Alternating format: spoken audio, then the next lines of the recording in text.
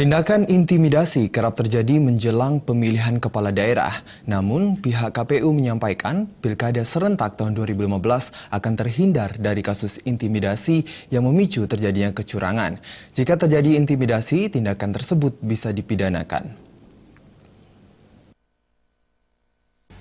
Pilkada serentak 9 Desember mendatang memang menimbulkan banyak kekhawatiran di masyarakat, penyelenggara, bahkan calon kandidat sendiri.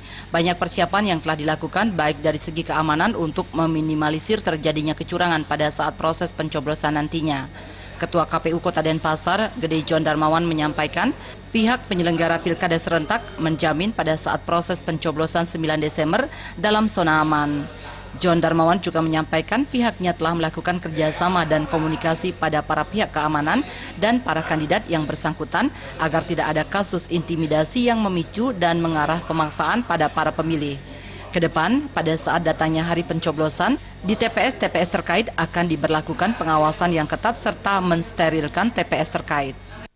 Jadi kita melakukan komunikasi pada semua pihak, terutama dengan pasangan calon, dengan tim kampanye, dengan pihak keamanan, ya, dan pihak klien dinas yang ada di TPS yang ada di TPS masing-masing.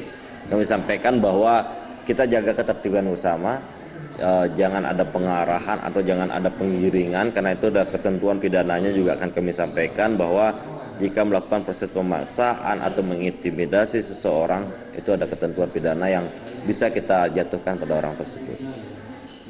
John Darmawan juga menambahkan, jika diketahui ada oknum-oknum tertentu yang melakukan kecurangan dan diketahui adanya tindakan intimidasi pada pemilih, maka para pelaku akan dikenakan sanksi dan dibawa ke pihak berwenang. Karena hal tersebut dianggap tidak sesuai dengan peraturan pilkada yang ada. Masyarakat atau pemilih hendaknya memilih para calon pemimpin sesuai dengan hati nurani mereka. Meriantika dan